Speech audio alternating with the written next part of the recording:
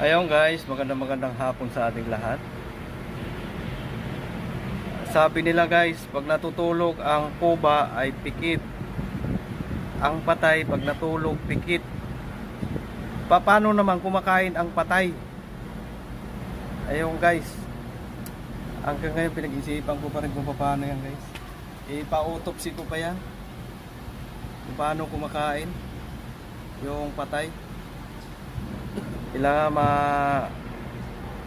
magawan pa ng ano yan, investigasyon.